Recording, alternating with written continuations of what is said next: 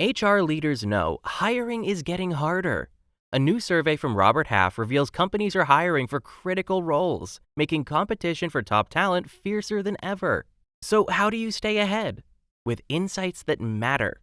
The newly refreshed Demand for Skilled Talent report from Robert Half dives deep into hiring trends and the impact of AI on critical skills and staffing needs. Get the data that drives smarter hiring. Head to roberthalf.com/demand for skilled talent.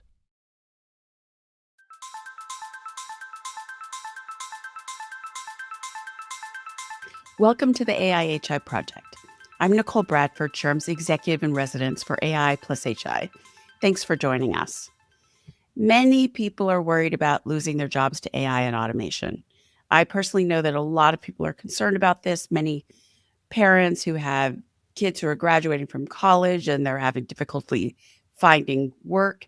This is definitely something that people are talking about. And if you've been reading my weekly quick hits in the AI news in our newsletter, I've given my take on dozens of headlines that are either predicting mass unemployment or saying everything's okay, including some where tech leaders have suggested that up to half of entry-level white-collar jobs could disappear in just a few years. With the competing headlines, it's hard to know what it actually means and what do all these stories and this research actually say about the risks of AI when it comes to our jobs, and where do the real vulnerabilities lie? Well, the good news is that today we have Justin Ladner, senior labor economist at SHRM, and he's here to help us unmuddy the waters. He's played a leading role in developing SHRM's upcoming research on this topic: automation, generative AI, and job displacement risk in U.S. employment. Justin, welcome to the AI+HI project. Nicole, thanks so much for having me. Glad to join you today. We're so fortunate to have you at SHRM and for us to be able to really just have you on the show and to explain what these headlines really mean. So before we dive in, can you share what prompted SHRM to take a closer look at AI and automation's impact on jobs right now? What were the trends or concerns that you were seeing that made this research urgent? And what were you hoping to uncover with the report? Well, that's a wonderful question. Thank you so much for asking. I think that the main thing was that we had already recognized, so I joined SHRM April of 2024, and even then we were very much talking about the role that these new emerging technologies were playing. I mean, I think the real game changer was the emergence of ChatGPT in late 2022. I think it really just kind of was a sort of a shift in people's understanding of what this type of technology can do. Traditionally, automation had really been associated with things like manufacturing, things where you thought about machines doing kind of rote tasks. And that was the kind of viewed as being the sort of scope of where automation would really exist and where it had existed for a long time. And I think the introduction of ChatGPT and then the subsequent set of tools that have been coming online after that and how fast they've been improving, that attitude about what types of tasks and potentially what types of jobs will get automated and displaced potentially is really kind of what motivated this, because it's really sort of reshaped things to where we're no longer, or we're not only talking about tasks that might be automated by robots. We're talking about things like computer programming or writing tasks, or things that we've traditionally associated with being purely human tasks. Increasingly, we can think about those as being potentially automatable. So I think that was the real core motivation. And then on top of that, there was this idea about how do you kind of, there's obviously these very alarmist headlines, and how do you kind of get through that, those, that what sounds very scary and what sounds very disruptive, how do you get through that, and how do you actually get to some ground truth about what's actually going on? So we wanted to be able to offer a SHRM research that looked at what's actually going on here, what are the forces that are at play.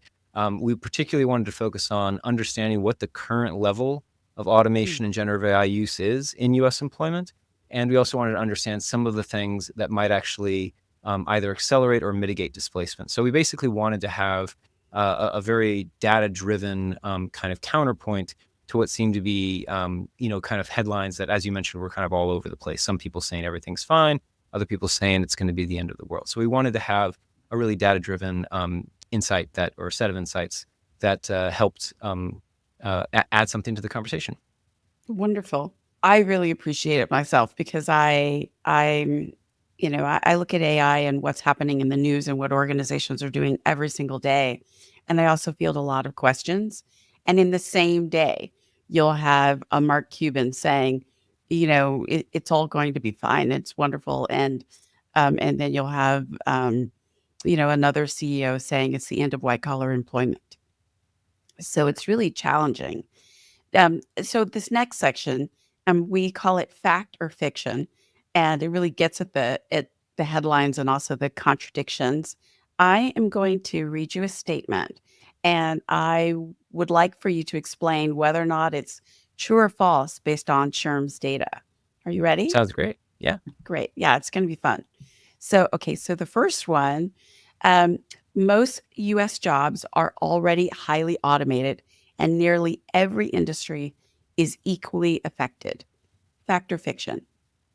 So that is a fiction, but it's also a pretty nuanced fiction. So our kind of one of our big headline findings in this forthcoming report is an estimation of the share of jobs of U.S. jobs that meet a certain automation threshold. So we define a highly automated job as a job where at least 50% of tasks in that job are automated by some process, and that could be any automation process. It could be a generative AI tool. It could be a robot. It could be anything that basically does the task instead of the human worker. So we estimate that about 15.1% of U.S. jobs meet that automation threshold, meaning they're at least 50% automated. That's about 23.2 million jobs. So it's a lot of jobs, but it's by no means the majority of jobs. So the vast majority don't meet that threshold. About 85%, slightly under 85%, don't meet that threshold. And in fact, if I look at kind of a typical job, it's a much, much lower share of tasks that are automated. It's something that's, the vast majority of tasks in a typical job are being done directly by human worker without an automation tool in place. So that would be a fiction overall. The other part that's a fiction is that we see that the usage of automation tools, and this again could include generative AI, could include anything, is really variable across industries. So there's some industries that are very much and kind of inherently human facing, and as a result, automation is much less prevalent. Education is a very good example of that. It's not that those types of tools don't exist there at all, but it's just that most of the tasks that you think about for what a teacher does, for example, or what a librarian does, a lot of what they do is interacting day to day with individual human people. Mm. So it's not that those tasks are meaninless or the automation tools are useless in those contexts, just that they don't account for the vast majority of tasks. On the other end of the spectrum, an occupational group like computer and mathematical occupations, which includes things like software developers, basically all the different types of IT jobs that you could think about, those are much, much more likely to fall into that high automation category. Still not a majority of jobs falling into that category, but a much higher fraction. And that's because for those types of occupations, the types of things that for example, a computer programmer would used to do, increasingly that's something that can be effectively done by an automation tool. In this case, specifically generative AI has become very, very dominant in that area in a very short space of time.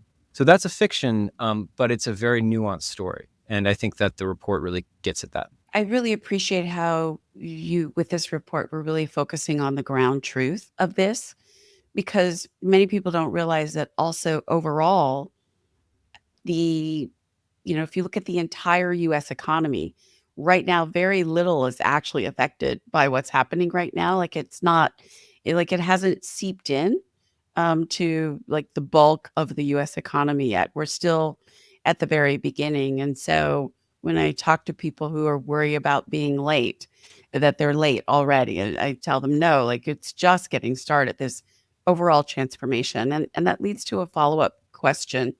I understand, from what you said, where we are ground truth wise, but have you seen anything that would give a suggestion of what's the absorption rate of this technology into our economy and into jobs? Like, where will we be 5 years from now in terms of like how much automation might be in a given job? And I know that's a big guess, but I'm just curious about the future.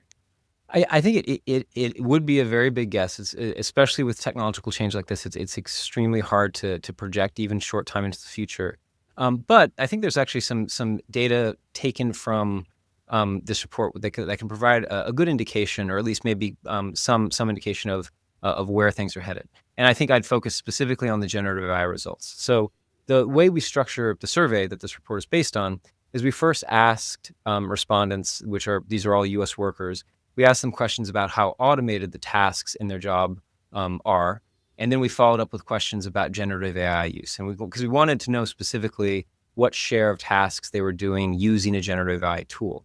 And that led us to sort of a similar estimate of the share of jobs that met a high generative AI use threshold, which basically means a high threshold for us is 50% or more of tasks done using a generative AI tool.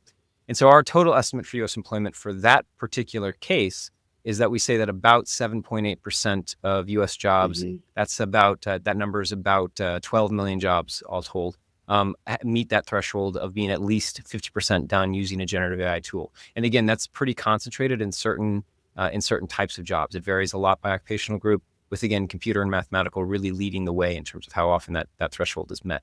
But I think the point that I'd emphasize there, why I think it addresses your question, is if we think about the history of generative AI tools, they really did kind of explode onto the scene just a few years ago. And so the idea that already there are millions of jobs where those tools play that dominant a role, I think suggests that they definitely will expand relatively rapidly. Now, again, that doesn't always lead to displacement. So the idea that you are using more likely using a tool to do something doesn't necessarily mean that tool is going to replace the human worker entirely. It probably more means that it will reshape the nature of that work that person does. So it probably, in many cases, for different reasons that I'm sure we'll get to in our conversation, the consequence of this technological shift, it will undoubtedly involve some displacement, but will probably involve a lot more of job transformation. So just reshaping the types of tasks that humans are doing, reshaping how they're interacting with the technology tools that they use. But I think that our findings related to generative AI suggest that these emerging technologies are going to spread quite rapidly. That's actually our next, that leads into our next factor of fiction. Generative AI is quickly reshaping work, with some sectors seeing more transformation than others. So yes, that is absolutely true. It is very quickly reshaping work. Obviously, it's still, if I was thinking about that threshold I mentioned that we estimate that 7.8% of U.S. jobs meet that high generative AI use threshold, meaning that at least 50% of their tasks are done using a generative AI tool. So that's still, I mean, that's a very small fraction of the overall employment. It's less than 1 in 10 jobs. But still, that's the diffusion of a technology over a very short space of time. So I would say that it's absolutely true that it's rapidly growing. It's absolutely true that it's grown particularly rapidly in certain sectors. Again, the kind of determining factor here really ends up being the individual occupation and the tasks required. So generative AI tools have done a whole lot to really reshape.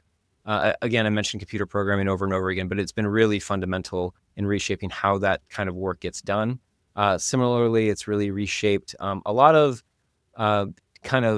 technical mathematical processes. So something like claims adjusting or auditing, a lot of accounting tasks, a lot of kind of review tasks. So in HR, for example, some of the HR tasks that would traditionally be done by humans, like reviewing a resume or something like that, those are increasingly being done by automation tools, by generative AI type tools. So it's affected different occupations in a very different way. Obviously, there are plenty of occupations that have extremely limited exposure to generative AI just because of the nature of the work. There's that saying that the future is here, it's just not evenly distributed. And so I live in San Francisco, California. And in addition to working with SHRM on AI+HI, I invest in human tech. And so I'm in the tech and startup ecosystems here and spending a lot of time with people who use technology to build. And about a month ago, consensus, sort of like Valley consensus, is that a technology moat only lasts, just like, wait for it, 3 weeks. Oh, wow. It used to be, you could maybe get a year or 2 years out of a tech moat. And now, and for the audience, a moat is sort of, it's the barrier between the people who are coming for your market and your castle. And so in this context, people would say that the technology is a moat and it could protect one's business. But here, especially in startups, it's like once you find something unique, you have 3 weeks to get your speed, execution, distribution, and start, building with customers in place. Because someone else is, if you did it, someone else is 3 weeks behind you in having done the same thing. So that's just a snapshot of just, how in some sectors AI is really racing ahead. But that actually leads us to the next factor, fiction. And so this is the statement. Most jobs that could be automated are actually protected by barriers like client preferences, legal rules, or cost concerns. So I guess these are job moats. Is that fact or fiction? Yeah, so again, this is a very nuanced one, but I would say that the survey results that we have, the analysis of those results suggest that this is a fact. That for the majority of jobs, I would maybe reframe it slightly. I would say that of the people that we surveyed, and it was a very big sample, we had surveyed about a little over 20,000 US workers. We found that about a little over 3/5, about 63% of jobs that we estimate seem to have at least one non-technical barrier to automation. And just for the audience, a non-technical barrier would be as Nicole was sort of highlighting some examples, it would be something like client preferences. Like I want to interact directly with a human in this particular context. It could be a legal or regulatory barrier. So, for example, airplanes are very automated. An airline, if you go on a flight, basically 100% of that flight almost is being done by a computer. But would you get on the plane if there was not a human pilot on board? Mm. Well, the answer is probably for a lot of people not. So that's a client preference issue. But there's also a legal issue. You legally can't do that. So airlines aren't allowed to fly without a human pilot on board currently. So there's those types of barriers. And then there's also a cost effectiveness issue that we bring up specifically. And that just raises the idea that the adoption of technologies, and this is not unique to AI, it's just true of any kind of technology. The adoption of the technology really depends on the value that technology brings and its expense relative to doing it instead with a less technically intense, human labor component. So, for example, if you go to a major supermarket or a Walmart or something like that, you're very, very likely to find self-checkout machines. Those have been around for a long time, and they're very convenient, and the technology is really established. So it's easy to check yourself out of a store like that. So that's a very automated process already.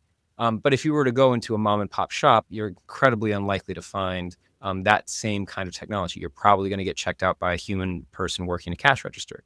And the reason for that is simply that technology is a very expensive thing to adopt. It really only makes sense at scale. And for a small firm like a local store, it probably is just cheaper to use human labor to actually achieve that end. So that's another issue. So all of these things kind of combine, and they mean that even in cases where a job is highly automated, there often is something that's not about the technology that still serves as a barrier to preventing that job from being displaced. And I mentioned some 3 specific examples there. We also allowed people to kind of highlight some other examples that they think were kind of barriers. But the short answer is that yes, even though a job might be highly automated, it still could have a non-technical reason that protects it from displacement. And in fact, we do find that most jobs, whether they're highly automated or not, workers seem to think that there are some non-technical aspects of their job that would prevent its displacement, even if a technology existed that could do their job perfectly. One of the guests that we had early on the AI+ project was Brandon Roberts, who led the internal AI implementation for ServiceNow. And they were very quickly in to this transformation. They recognized it for what it was. And one of the things that he said is that they looked at every single job and they went into it with the orientation that if they could remove a job, they would. And so it was just really like they did a deep task analysis. And he said at that point they couldn't find a single job that they could remove in entirety, that there wasn't something that they still needed. So they changed their perspective and they said, you know, rather than that being, something that is we're thinking about, how about we increase a team's capacity by 25%? and then they did quite a bit around strategy and transformation on what people do with that 25%. But that's how they reoriented, because when they did their own task analysis, it is a market backup of what you are explaining, Mhm. that they couldn't actually completely get rid of any job in its entirety and have all of the things needed, all of the jobs to be done. Okay. So Mm. the next factor fiction is automation will cause widespread job loss in the near future. Yeah, so this one is, I think, a bit of a faction, to use a term that I've heard That's in a some great. sports talk Yeah. shows. Um, so the issue is really, again, about context, right? Kind of the Mhm. overall story would be no. If I'm thinking about overall employment, I don't expect, certainly our results don't suggest that we're going to see a massive wave of jobs being displaced. And a big reason for that is that, first off, a lot of jobs are already not automated enough currently for it to be kind of plausible that in the near future, there'd be a technological leap that could suddenly do all those tasks. So most jobs fall into that category of most of the tasks are still being done by a human person. And so in order to displace that job, you would have to have a big technical leap. And you'd also would have to have the absence of those non-technical barriers. And then on the other side of it, we find that even among jobs that are already in that high automation zone, either because of generative AI or some other tool, there still often are those non-technical barriers. So one of the ultimate findings of the report, one of the things that we do is we combine this idea of, we basically focus on two conditions being met to identify a job as having high displacement risk. That is, first, it has to be a job that meets our high automation threshold. So at least 50% of its tasks have to be automated, and it has to have a total absence of non-technical barriers to displacement. So we have to impose those two conditions. And we estimate that Mhm. about 6% of US employment meets both of those conditions. Again, it's unevenly distributed, so it's most common in computer mathematical occupations, some business and finance occupations. It's very uncommon in healthcare occupations, for example, education occupations. So, but we find that about 6% of employment overall meets that threshold. That's about 9.2 million jobs. So basically, I would say I would expect in the next several years, um, displacement will happen. I think our results strongly suggest that that will actually occur, that we will see jobs get lost. We'll see firms replacing human workers with automation tools like generative AI in certain contexts, and that displacement could amount to millions of jobs. However, in a market, in an economy where there are 160 million wage and salary jobs, roughly speaking, even a loss of several million jobs is a small percentage loss overall.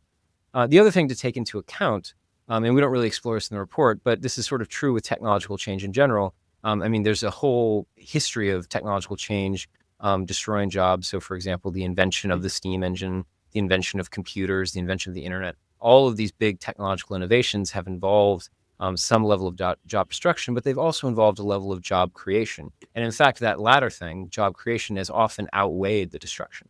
So one other thing that is very likely to come out of this new technological change is we will probably see, and we probably can't even imagine some of these jobs yet, but we'll probably see that the adoption and the spreading of these technologies also leads to the creation of new jobs that previously didn't exist. A big question mark is, what is the net effect of that going to be? Is it going to be that Mhm. displacement is outweighing creation, or is it going to be the opposite? I think it's early to try to predict that, and I think that Mhm. the technological change is sort of advancing at such a rapid rate that it makes any kind of prediction really, really difficult. But to get back to the core question, overall, I'd say that it would definitely be. I do not expect that a huge fraction of U.S. workers to be displaced in the near term. I do expect displacement to occur, but I think it will be limited from a percentage point of view, and it will occur in very Mhm. specific contexts. And although we don't look at this in the report, it certainly seems plausible that, like any other period of technical change, we could also see job creation. So it's a Mhm. very, very dynamic time, a very rapidly changing time. And I think the thing that our report underscores, and one thing I would definitely highlight, is it's very clearly a period of transformation where the way in which work is done is absolutely being transformed. And that will likely spread not just to jobs that are already being highly automated or highly done using generative AI, but likely to spread to an increasingly large number of jobs. So not displacing workers, but really fundamentally changing the way in which they do work. How long is the near term? Like, That's a great question. like how long is the The near term? the short answer is that economists use the phrase near term when they don't want to talk about things like how long is the near term.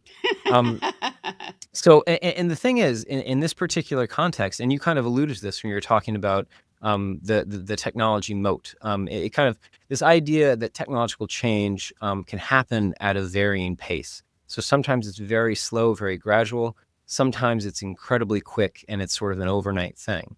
I think that the thing that makes this particular period so hard to guess or so hard to sort of project is that from a technological point of view, the near term could be a matter of months. It could be that a year from now, when we're looking at what the latest generative AI tools can do, they might be fundamentally more advanced than the current tools that are available to us.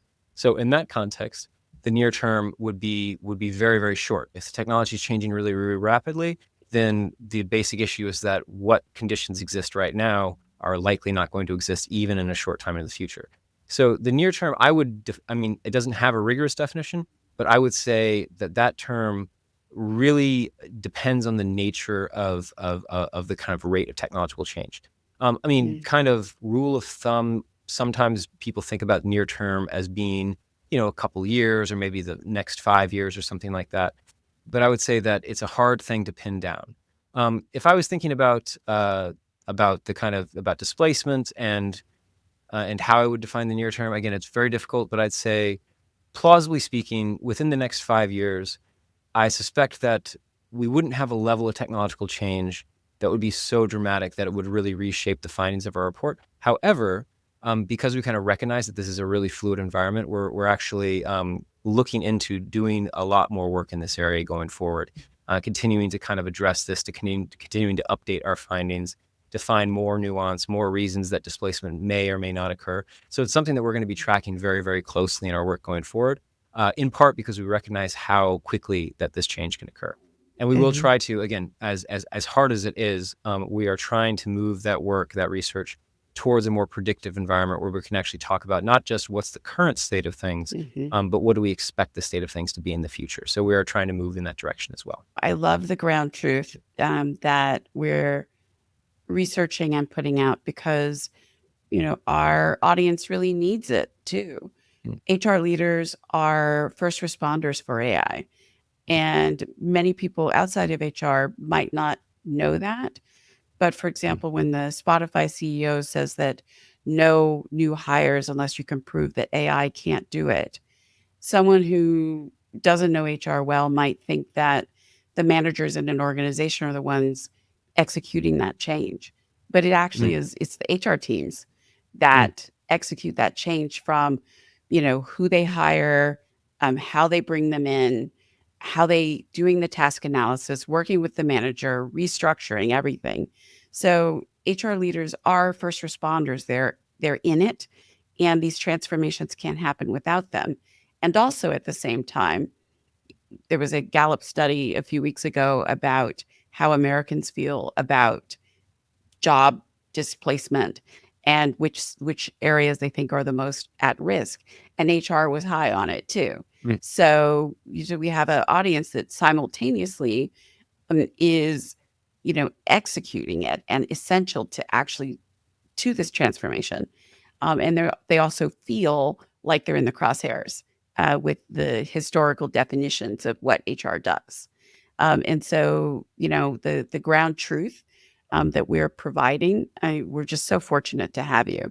I'd like to transition then to what people can do about it. Because, what I'm hearing is that it's a moving target. We don't really know. It's too early to tell. And so it seems then like what people have control over is how they approach it and how HR leaders approach their organization. So, based on all the data that you've seen, what should organizations and HR leaders do right now to prepare their workforce and to prepare for change? Yeah, I think that's a great question. And I think I'd answer that from maybe from an employer's perspective, and from a worker's perspective, because I think they're distinct, but they're related in a lot of ways. So from an employer's perspective, from an organization's perspective, you're kind of thinking about how do I incorporate these new technologies, generative AI, any kind of AI technology. How do I incorporate that into my organization, and what does it mean for my workforce? Does it augment labor? Does it displace labor? What does it mean? I would recommend a very careful and a very considered approach to that. And you actually outlined one earlier in our conversation, where it's very much a kind of a very careful consideration of what job is actually being done, what's the nature of that job, and is there a human component that really can't be replaced? And I think there are evidence, not necessarily directly all the time, but there's evidence that a lot of companies are leaning into this concept, right? A good example that I always use is that Discover card has made it a kind of cornerstone of their advertising to emphasize this idea that if you call, and, you have a problem with your card or whatever, if you call, you're going to get a person. There's that joke if the same actor is playing both the person calling and the person receiving the phone call. And it's always a person that's on the line that they're talking to. Now, it very well could be that the person on the opposite end of the line, the customer service representative, is using a generative AI tool or some other automated tool to actually answer the questions. But the idea, I think Discover realized, and they're marketing towards the idea that people like to interact with other people, particularly if they're in a stressful situation, like they're having trouble with their credit card. So I think some firms are recognizing this idea that you can incorporate technology, but that technology won't necessarily displace the worker. Other corporations or other firms are taking a kind of much more kind of fast approach, and much more adopting, embracing the technology, assuming that it's much more kind of able to do human tasks. The Spotify example would be a good one. So I think, technological change is always going to be messy and disruptive. And I think one thing that I would encourage employers to think about is being pretty careful and considered about how that adoption occurs. The main reason I say that is because careful, considered approaches avoid the situation of expensive layoffs that then have to be backtracked because you realize that you actually can't do the work that you thought you could do by getting rid of these employees. So I think that's one thing that I would say on the employer side is think very carefully about what this technology means in the context of the work that you do and the workforce that you have. And basically adjust accordingly and recognize that this is not a one-size-fits-all type of approach. For some organizations, a lot of automation, a lot of displacement might make sense. For other organizations, it will make much less sense. And then from a worker perspective, I think the main thing that I would encourage workers to think about, and actually also employers thinking about the workforce that they have, is an investment in skills and not just the idea of, often we talk about automation and AI, and the sort of idea is upskilling and reskilling, basically moving into a new occupation. Certainly that's part of it. So it might be that there are some workers who are in highly exposed occupations where the best option for them is to try to reskill, try to upskill, try to basically move into a new field that's going to be more protected, that's going to offer them better opportunity. There's certainly that. But I think for a much larger share of workers, a big issue is going to be learning how to incorporate these tools into your work. I know that our CEO, Johnny C. Taylor, always says, or very, very often says, that when he's talking to HR audiences, he says, generative AI or an AI tool is not going to take your job. Somebody who knows how to use it is going to take your job. So that's another thing that I would say from the worker perspective is that embracing these tools, understanding these tools, thinking about how they should be incorporated into your work, thinking about how they can make your work more efficient, more productive, more enriched. That, I think, was going to be an important part of adjusting to this technological change. And again, it's difficult because the technology is changing so fast, but it's something that I think if workers and firms embrace the idea of adjusting to that change, of having resources available so that workers can train and can learn these tools, that will lead to the best outcome for both sides. Great. Wonderful. Wonderful. Thank you so much. And that's it for this week's episode. A big thank you to Justin for sharing his experiences and insight with us. For the audience, thank you for joining the conversation, and we'll catch you next time. Did you know our podcast is only one part of the AI+HI project? We also host an annual event featuring visionaries from the worlds of business, tech, and HR. Plus, we publish a weekly newsletter that includes topical articles and the latest research from SHRM, all to help you stay ahead of the trends. To sign up, just make your way to shrm.org/AI+HI. And you can also follow SHRM on social media for even more clips and stories. Like, share, and tell us how you're innovating towards a brighter future. Hiring is evolving. Is your business? Explore the newly refreshed Demand for Skilled Talent report from Robert Half to see how AI is shaping the future of hiring. Visit roberthalf.com/demand for skilled talent. SHRM.